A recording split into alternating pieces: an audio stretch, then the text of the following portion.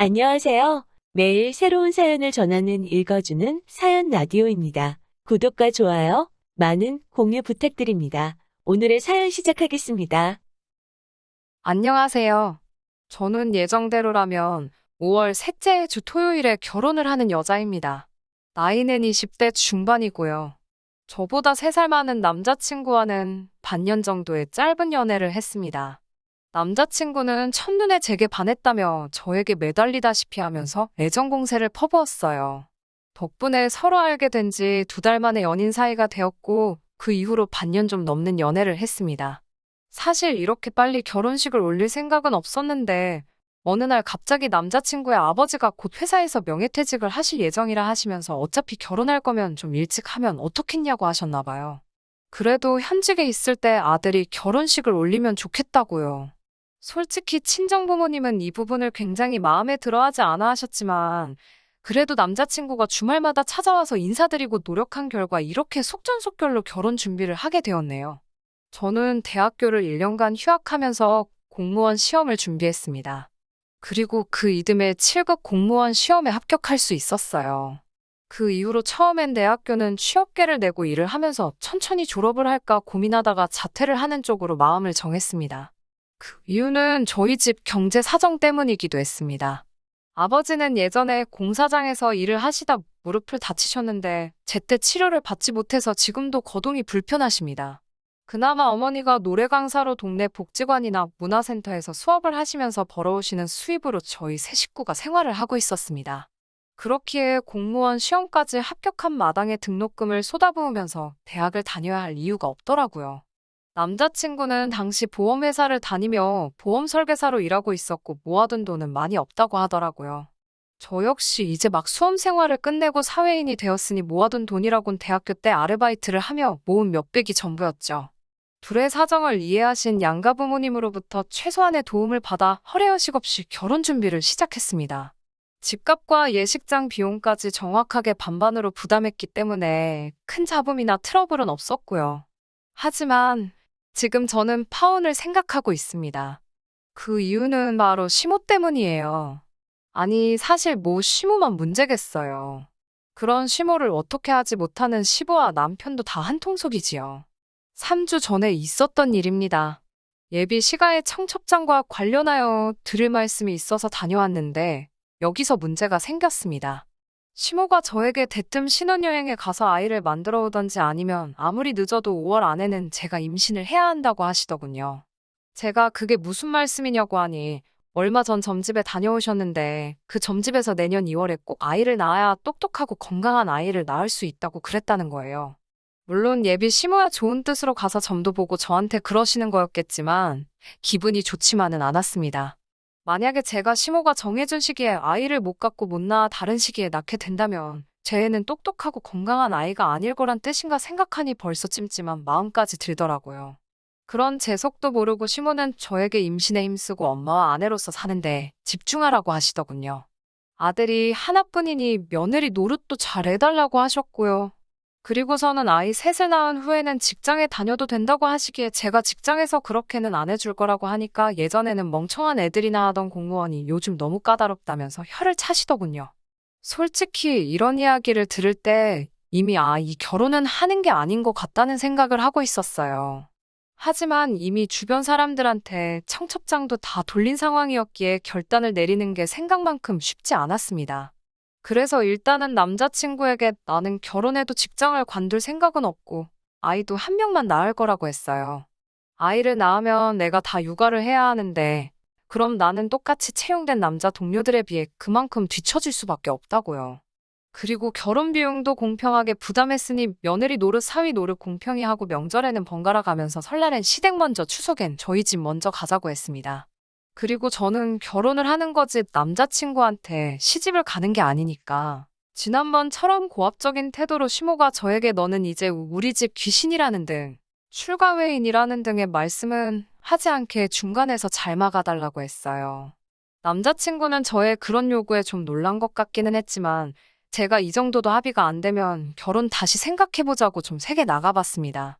그러자 남자친구가 자기는 저를 너무 좋아해서 저를 닮은 아이를 셋을 낳고 싶고 공무원은 육아휴직 제도도 발달해 있으니까 아이를 많이 낳아도 잘리거나 뒤처지지 않을 것 같다고 저를 설득하려 들더라고요. 그리고 결혼 비용을 반으로 부담한다고 해도 며느리는 며느리로서 요구되는 도리가 분명히 있는데 어떻게 시모한테 그런 말도 하지 말라고 할 수 있냐며 저더러 조금만 양보를 할 수는 없겠냐고 하더군요. 그런 말을 듣고 있으니까 점점 더 기가 차더군요. 그래서 제가 청첩장 나왔다고 결혼식 못 물을 것 같냐고 따졌습니다. 그제서야 남자친구는 제가 진심으로 하는 말이라는 걸 이해했는지 알겠다며 꼬리를 내리더군요.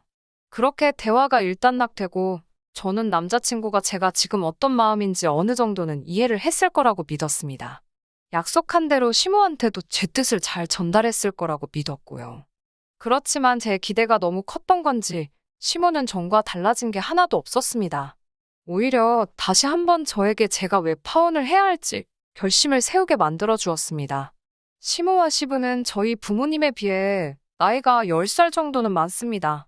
저희 부모님은 결혼을 일찍 하신 편이었고 시모와 시부는 당시 시대를 고려했을 때 늦게 하셨거든요.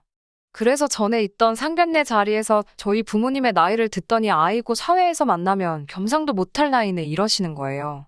저희 부모님은 그래도 딸 상견례 자리라고 그런가요? 라고 어색하게 웃으며 넘기셨고요. 그 외에도 신경에 거슬리는 대화가 오고 가긴 했지만 그래도 좋은 날이라서 그럭저럭 지나갔습니다. 그리고 시간이 흘러 며칠 전 시모에게서 전화가 왔어요.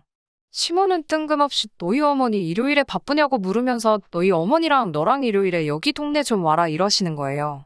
그래서 제가 무슨 일이냐고 하니까 좋은 일 좀 하라고 부르는 거니까 따지지 말고 오라면서 늦으면 안 된다고 신신당부를 하시더군요. 시모는 저에게 문자로 주소를 보내면서 여기로 늦지 말고 11시까지 오라고 했고 저와 친정 어머니는 혹시나 차라도 막혀서 늦을까 걱정되어 아침부터 서둘러 집을 나섰습니다. 도착하고 보니 거긴 게이트볼장이었어요. 여기로 저랑 친정 어머니를 왜 부른 거지 생각하고 있는데 시모가 도착을 했습니다. 안 늦게 잘 왔네 그러더니 저더러 오늘 여기서 게이트볼 경기도 하고 장기자랑도 하는 날이라고 그러시는 거예요. 저는 그때까지도 솔직히 시모가 무슨 이야기를 하려고 하는 건지 알 수가 없었습니다. 그런데 시모가 저희 어머니를 보면서 노래를 그렇게 잘한다면서 왔으니까 언니 오빠들 좋아하는 트로트 몇 개 좀 뽑고 가 분위기 좀 살리게 이러는 게 아니겠어요. 저희 어머니도 저도 너무 어이가 없고 놀라서 제가 시모한테 지금 이건 경우가 아니지 않냐고 따졌어요. 그러자 시모가 저더러 너는 제정신이냐면서 어떻게 며느리가 시모한테 말버릇이 그게 뭐냐고 그러는 거예요. 그러니까 저희 어머니도 나서서 아직 결혼도 안 시켰는데 무슨 며느리냐고 그러면서 그리고 네가 뭔데 나를 불러서 노래를 하라 말아야 나이를 먹으려면 곱게 먹어 그러시더군요. 그러니까 시모도 지지 않고 저희 어머니께 나이도 한참 어린 게 어디서 반말이냐면서 내가 너더러 공짜로 노래하랬냐고 돈 줄 거라고 그러는 거예요. 저희 어머니가 집구석에 돈이 얼마나 많다고 돈 타령이냐면서 그 돈으로 약이나 사 처먹고 정신 똑바로 차리고 살라며 악을 쓰시더군요. 이 모든 게 제가 그 모자란 인간이랑 결혼을 한다고 들어서 그런가 싶어 더 이상 단 1초도 더는 그곳에 머무르고 싶지 않았어요. 그래서 시모에게 나이값 좀 하시라고 소리를 치고 친정 어머니를 모시고 뛰쳐나왔습니다. 그 길로 남자친구에게 전화해서 너는 니네 엄마 때문에 죽어도 장가 못 갈 거라고 쏴붙이고 전화를 끊어버렸습니다. 무슨 영문인지 몰랐는지 남자친구는 몇 번이고 다시 전화를 걸더니 어느 순간 멈췄더라고요. 아마 지네 엄마한테 들었을 거예요. 집으로 돌아오는 차 안에서 아직도 분이 안 풀린 어머니를 보니 너무 죄송하더라고요. 그런데 어머니가 먼저 저에게 그런 집구석이랑 사돈이라도 됐으면 진짜 무슨 꼴을 보고 살았을지 모르겠다며 차라리 잘 됐다고 그러시더군요. 저도 그렇게 생각했고요. 집에 도착하니까 남자친구한테 장문의 문자와 10번이 넘는 부재중 전화가 걸려와 있었어요. 하긴 지 주제에 어디서 저 같은 사람을 만나겠어요. 아차 싶었겠지요. 하지만 이제 버스는 떠난 거 아니겠어요. 어디 가서 차마 쪽팔려서 이런 이유로 파혼했다 소리는 못할 것 같아요. 그냥 성격 차이라고 하려고요. 기왕 이렇게 된 거 진짜 제대로 된 사람 시간을 갖고 찾아봐도 괜찮겠지요? 남자친구도 평생을 두고두고 지내 엄마 때문에 저를 놓친 걸 후회하며 지냈으면 싶네요. 긴 이야기 들어주셔서 감사합니다. 오늘의 사연은 여기까지입니다. 구독과 좋아요, 알람 설정해주시면 앞으로 더 좋은 사연으로 찾아오겠습니다. 감사합니다.